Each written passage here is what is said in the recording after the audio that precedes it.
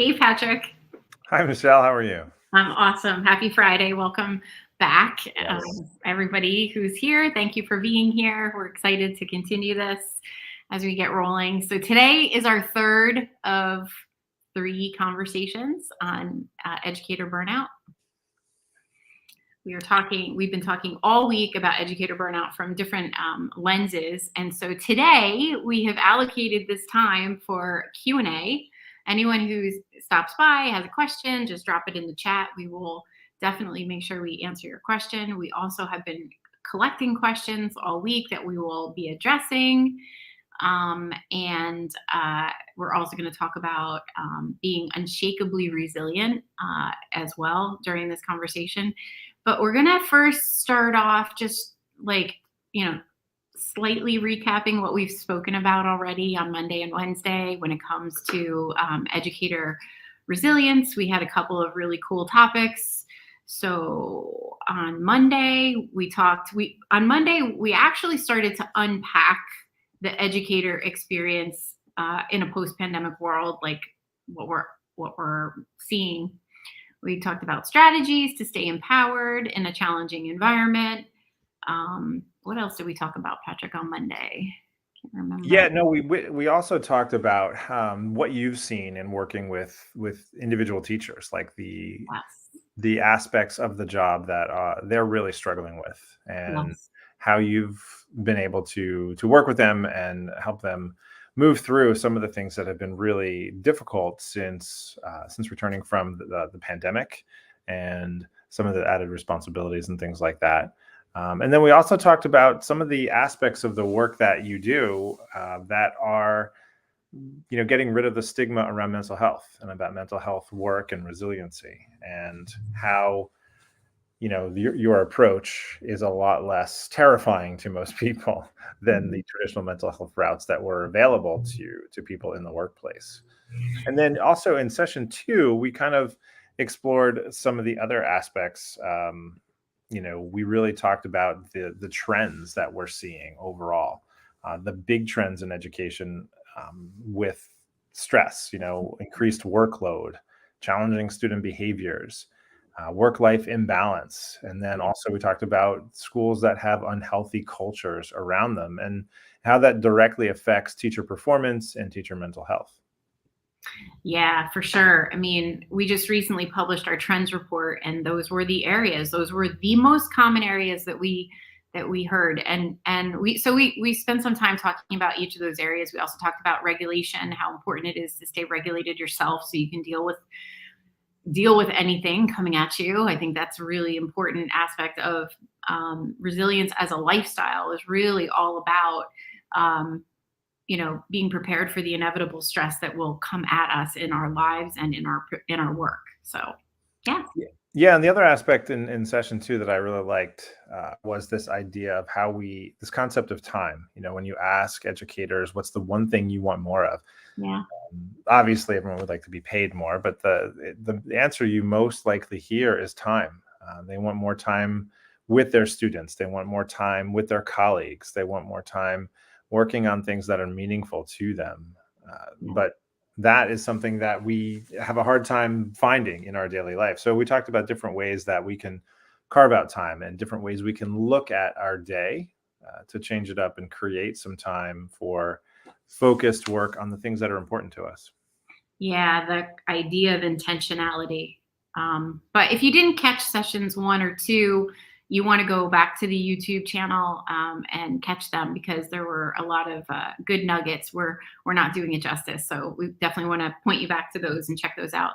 And we were real intentional ourselves with keeping those sessions to 30 minutes so that it's not going to take a lot of time to consume those. So today we're going to just go into some of the questions that have been surfacing, some of the questions that we know you have, and answer those. So that starts us with one of our very important first questions was, so Michelle and Patrick, how does burnout affect educators' ability to engage with students? Because we're all thinking about, well, what's the impact if we have burning out educators, right? So what's the impact in their ability to engage with students and create a positive learning environment? So Patrick, do you want to start off with that one? Yeah, actually, I had the fortunate opportunity to visit my wife's class yesterday. My wife is a third grade teacher, and I was able to pop in to her classroom yesterday. I was bringing her a coffee. It was like a an impromptu thing, but I was able to just do some quick observations. And I've been there many different times, and I've been in tons of classrooms throughout my career. But one thing I noticed very much about yesterday was students feed off our energy. They pick up what we put down. And so when you're joyous and you're happy, they tend to be joyous and happy too. Or when you approach a day and you approach a task with high levels of energy, seriousness, but also joy, they tend to do it themselves as well for as long as they can. Some kids will struggle, with attending to things. They'll also struggle when they find things difficult. But if the initial opening is you're coming at it from a place of calmness and joy and happiness, that tends to, relay it to the students. And so we have to look at that. Like when we think about our teachers coming to work every day with positive energy and in a very regulated space and place in their minds, that directly affects the kids that they deal with, who may not be coming from that.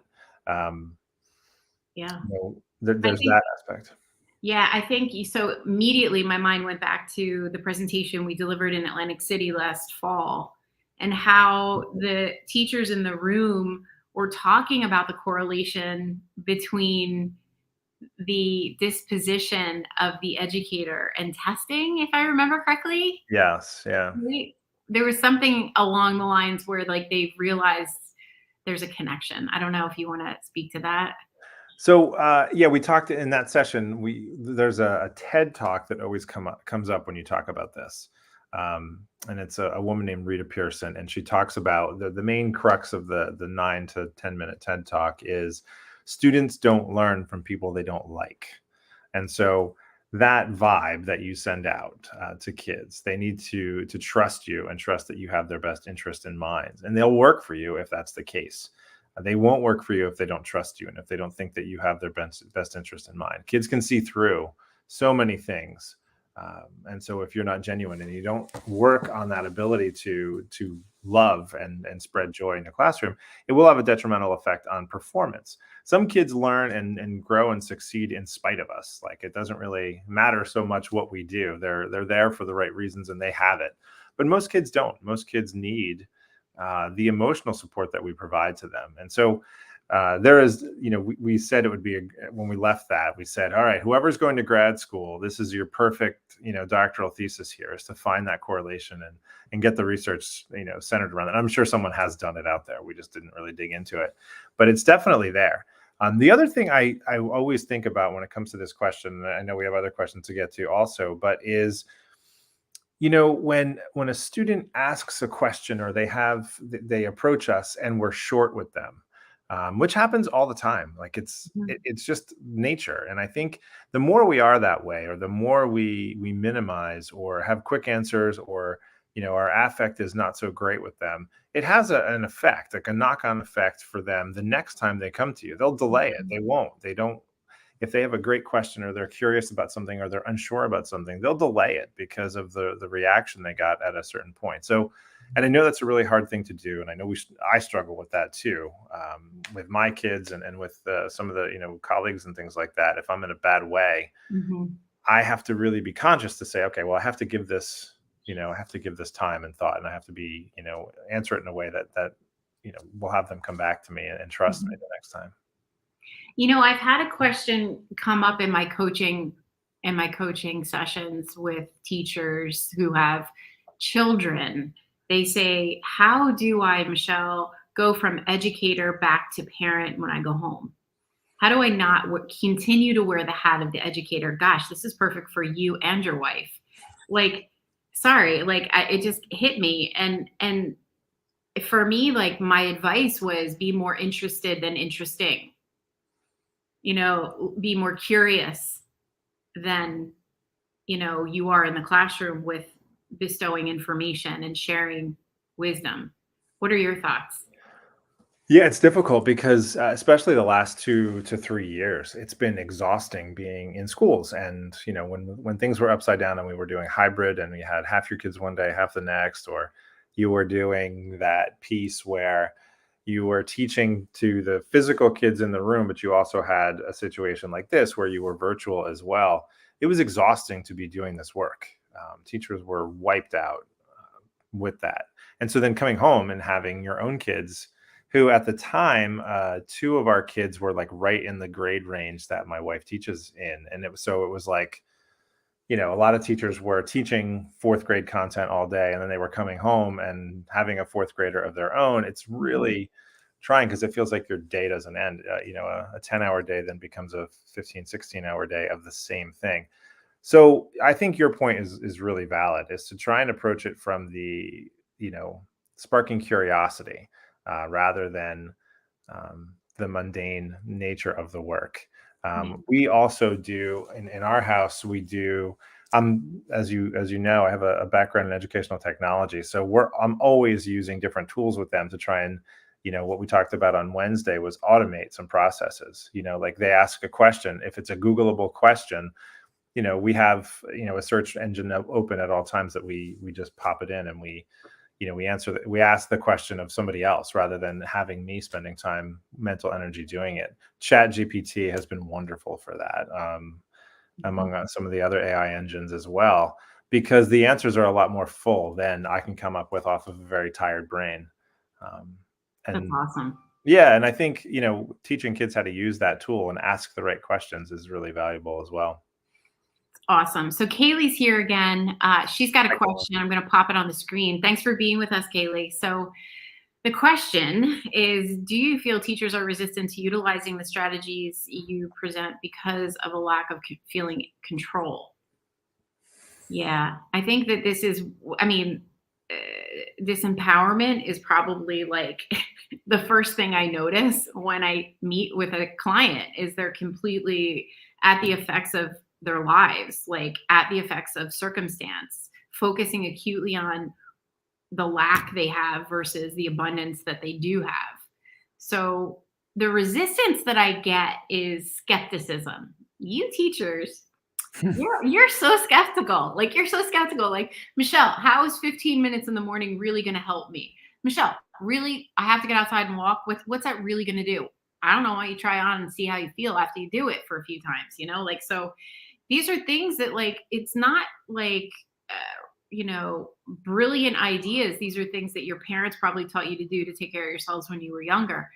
It's just the accountability of giving it a try and seeing if that actually does pull the lever for you and feeling a little bit more in control, at least of who you are, how you feel, because you have no control over what is coming at you when you walk in the doors of the school. We know that.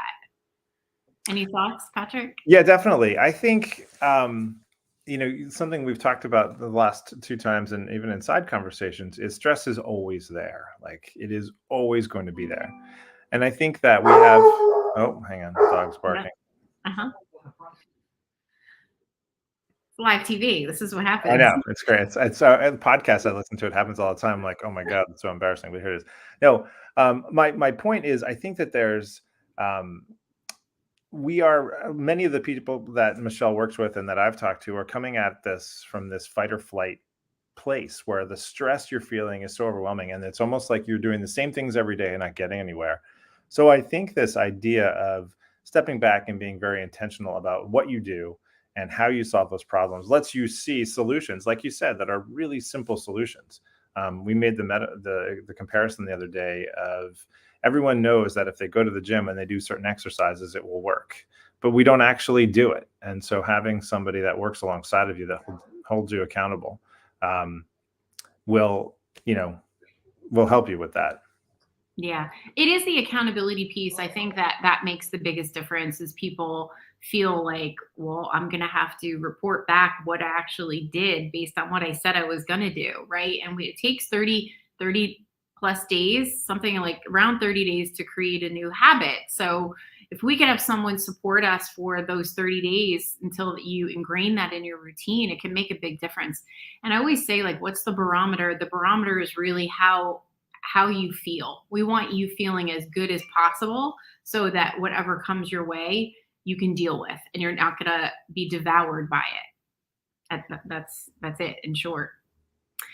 So Patrick, let's talk about culture and leadership in the conversation around burnout. I think going just highlighting the being at the effects of circumstance. Like, what can schools? What is the role of school culture and leadership as it relates to burnout? What do you think it is? So I think, plainly and obviously, it is that leadership sets the tone for culture within a building. Um, I've been in so many buildings throughout my career, and I've seen some brilliant principals do this really well. One I can think of off the top of my head, the culture is so like self-sufficient. You wonder, or some people like, does that guy actually do anything? Like, he's always so relaxed and like that. But that's the culture that he's ingrained or he's set up in his schools, and it's one where and I love it because some of the conversations I've had with him and how he sets this culture are, listen, like if your stress is coming from me, then we've got a really big problem because it Yeah. shouldn't. Like, I should not be the one causing you stress. I'm the one whose job it is to alleviate that stress and make your life easy.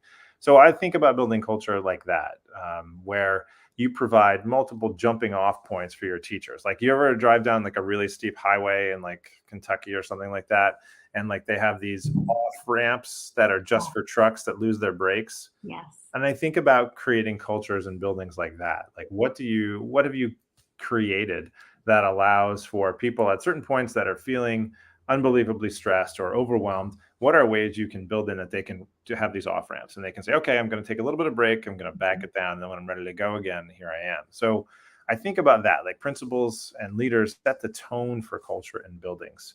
And I also think that you have to create structures within a building, that allow for allow for teachers to create and to be creative. If the only thing that teachers do is focus on their classroom and their kids, we lose a connection.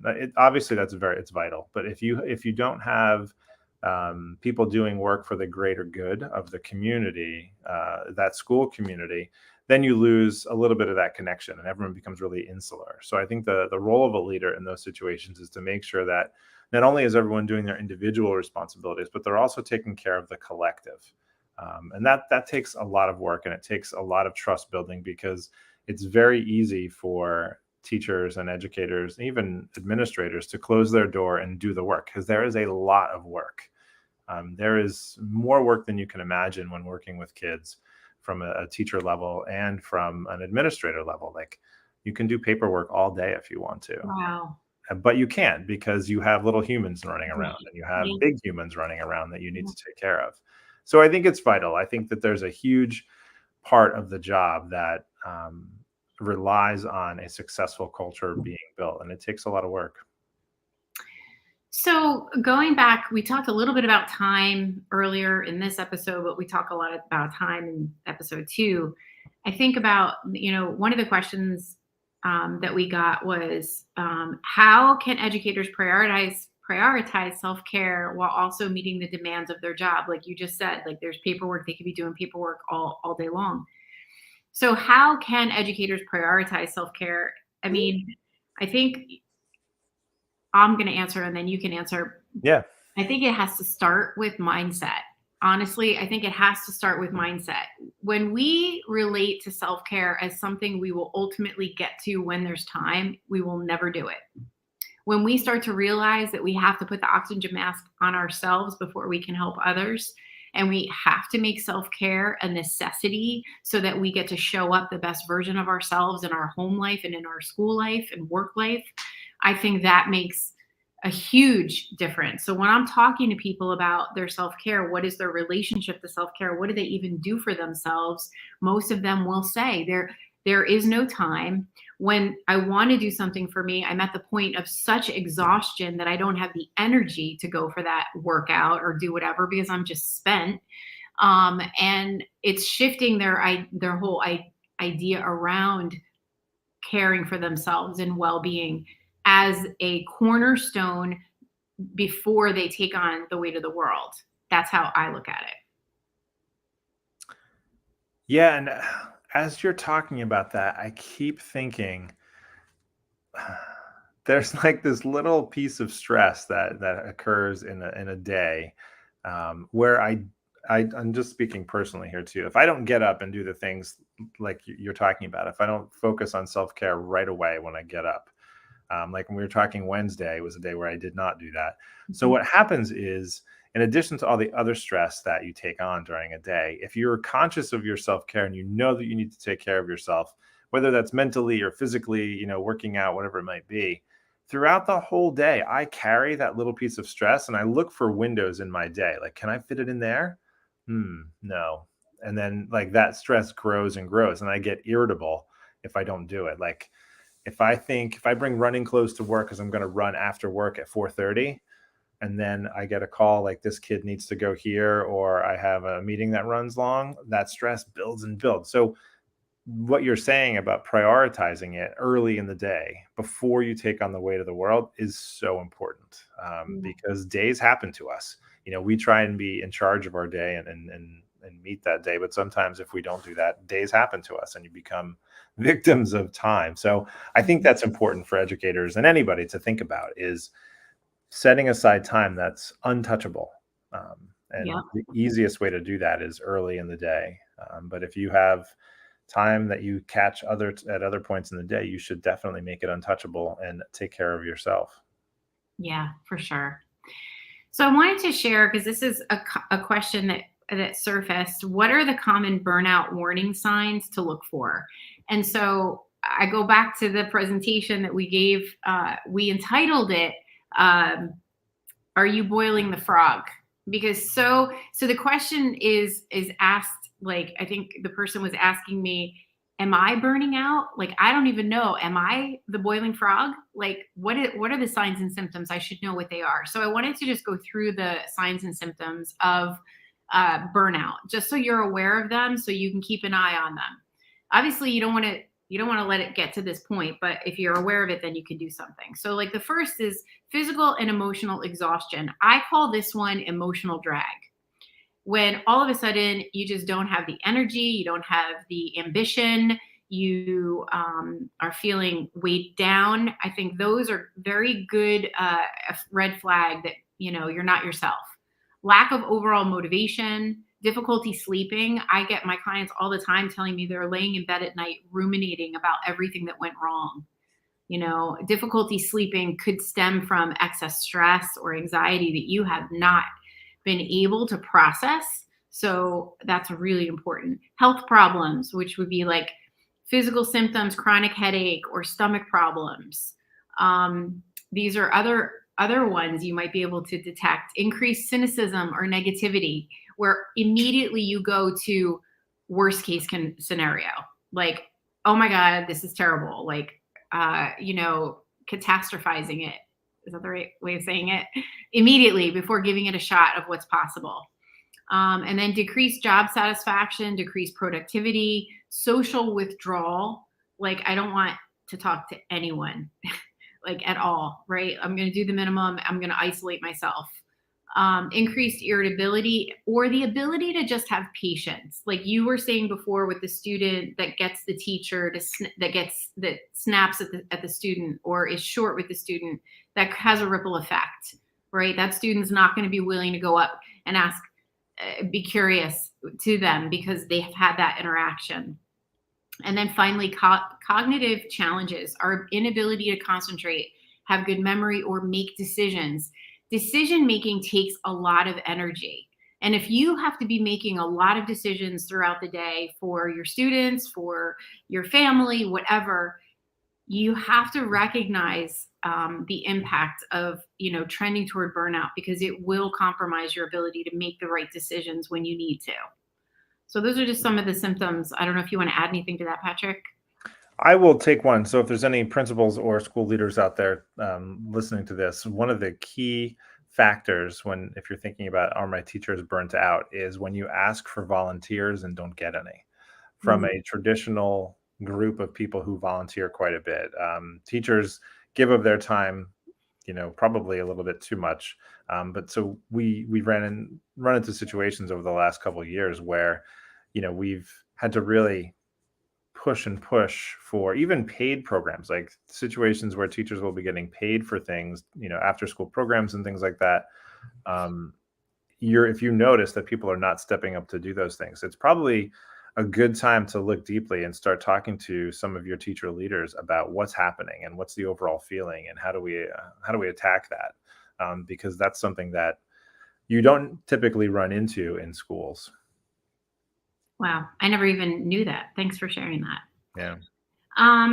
So this question came up from a teacher concerned about her peers in the school that she works for. She said, "How can I help a peer who I think is dealing with burnout?" I think that's a great question, and one we can all benefit from, whether or not we're in education. Like, how would I be able to help someone that I suspect is burning out? I think the first thing is listening. We can never underestimate the power of just listening, being present, and really generously listening, not listening to make a solution, but like really hearing where they're coming from. I would always consider offering and encouraging self-care practices. Like, even you, Patrick, like the run that is going to make you feel better, right? Like, what do you do to help yourself feel better? What are your self-care practices? And just ask them. Providing resources. If you have resources that the school provides for mental health, that's always good. Helping with workload if possible. Collaborate on solutions. Be flexible and understanding. I think those are all really important aspects. But Patrick, I think you had a few you wanted to add. Well, I think that part about listening is really important. I had a conversation with a colleague the other day, and she was telling us how, when she talks to, let's say, her husband, she says, or he'll say, what kind of conversation is this? Am I listening or am I helping? Because they're two very different things. Like, sometimes people want you just to listen to what's happening in their lives. They want you to listen to everything because they just need to say it out loud. And a lot of times people saying things out loud, the solutions present themselves, or that's all they needed. They just needed to verbalize what they were thinking and feeling, and that's it. And they've moved on and they've internally solved it, let's say. But other times people are looking for help. And what does that look like? And so that's in the case you were talking about.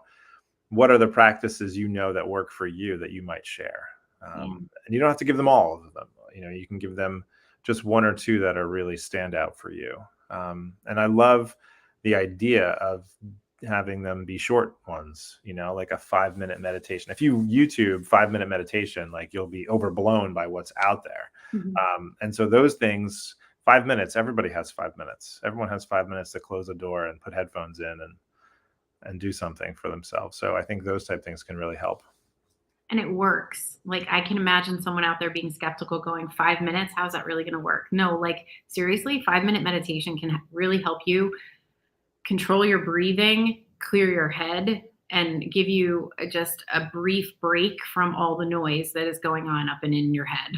And like, for people that are really skeptical about it too, like, I wish at some point when I started this process, I was like hooked up to all the machines, like the pulse monitor, the blood pressure monitor, blood tests and all that stuff, because the chemical changes that happen in your body within those 5 minutes are significant. And it's been studied and it's out there. And I know that some people might be skeptical of it, but it definitely is a thing. Like, your body changes chemically within those 5 minutes. And it's really important. Yeah, really good point. But this question's for you, Patrick. As a leader in education with your background and sort of what you've seen, what's your advice for educators who want to advocate for change to help address burnout in their particular school, district, or whatever?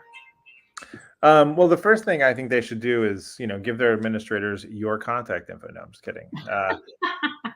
Yes. No, but I know from the feedback we've received from the staff that have worked with you and the way that we've approached this, having some steps or some measures in place for people that are dealing with burnout or even any kind of mental health issues, and have them be at the forefront. Like, we have a principal in our district who sends out a monthly mental health and SEL awareness newsletter with all different resources for the community, for teachers, for students.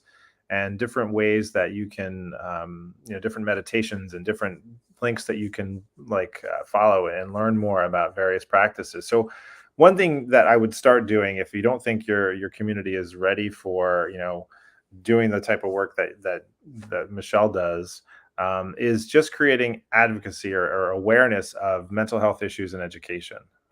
Not just the students, which are vitally important, but I think there's been a lot of work done there, but the adults. And I think creating awareness and notification or notifying administrators and even your colleagues about, hey, this is going on. Like, this is a real thing. There was an article I shared with you the other day, Michelle. Mhm. It was a British study done that education has changed, and there's a lot of reasons for this. And from a human capital standpoint, there's a lot more stress involved in what we do. So it's a thing. So I think making people aware that it is a thing. Secondly, finding people that will do this work alongside your staff, like the work you do, Michelle. There's several other people out there in New Jersey and around the country that do this type of work. Some of them are clinicians, some of them are not. And there's ample people out there that will do this. And having leaders be aware that there are people doing this work and that it is an option, and a low cost option if you really think about it over the long term, is another step you can take. And I think just prioritizing self-care among yourself and your colleagues, make it a thing. There are silly little things you can do, like a hydration challenge, or a walking challenge, things we've Mhm. done in the past that kind of maybe we stopped doing. But all those things can really increase wellness in small little intervals throughout a building. That's awesome. So, one of the biggest stresses that I hear all the time from my clients is this, I was doing really great. I was feeling really good. And then this person showed up in my day who always rubs me the wrong way. And instantly I lost my footing. So, how do we help people deal with those challenging people, difficult personalities, difficult dispositions, without allowing that circumstance to impact how we're doing? So, that has come up over and over. And because of that, we have a module in the summer resilience series that we're doing called Unshakable Resilience, because we want people to realize they have more control than they think when it comes to navigating those difficult personalities. So we just wanted to talk a little bit about that for a second, um, because it is possible to navigate that. Patrick, do you want to talk a little bit about what you've seen? Yeah, so I was going to say, like, if I can, I'm going to sign up for this one, only because I know this is a point in my own practice that I definitely struggle with. I've definitely been shaken by various personality types throughout my career, and I've respond. It's like you have an interaction, and then you leave that situation. You're driving home, and you're replaying it. Like, and you're replaying it in a different way. Um, and I don't know. It kind of haunts me, but it's not only like somebody who's a superior. It also can be someone that works for you or alongside of you, Yeah. and you have to figure out how to deal with that personality. So it isn't always, in this case, a leadership thing, like where you're a subordinate of somebody, which is definitely a thing. Like, we're definitely going to talk about that. But also, we're going to be spending some time with how do you get along with someone who's a colleague or an equal, or someone perhaps that works for you that you have to motivate and change the behavior, or something like that. So I know personally, when we came up with this summer session, I was like, oh my gosh, yes, like everybody needs to know how to do this. Yeah. Because we've said it, I think, in two of the other sessions that we've done here. Wherever you go, there you are. Like, it's you. Like, you have to be good with whatever situation you're put into, Yeah. and that's a hard thing to do when somebody else is making it difficult for that to happen. Oh, absolutely. Absolutely. I'm really excited about this too. I think there's always room to learn and grow and figure out like what your triggers are. I know that we're going to look at this from the lens of who we are and how we are affected by different scenarios, and really get underneath it to understand why we get triggered and why we want to respond a certain way. I think the self awareness aspect of this module is really where the gold is. So I encourage people, and it doesn't have to be just educators. I mean, at the end of the day, this whole summer series has been designed based on feedback from educators, but it is applicable to anyone, you know, from the finance conversation to the AI conversation to home harmony. Like, these are really valid topics that I think everyone can benefit from, and it's super affordable. So you want to make sure you check it out, check out the full brochure on the website. And if you have any questions at all, just don't hesitate to reach out. Any final thoughts, Patrick?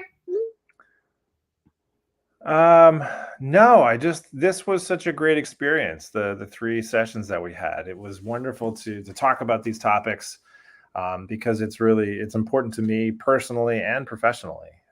Having worked with so many teachers the last couple of years that have expressed these doubts and these feelings about their how good they are at their job and how much stress they're feeling, and being able to help them in many different ways has been really great. And so talking about it has been a fun experience with you.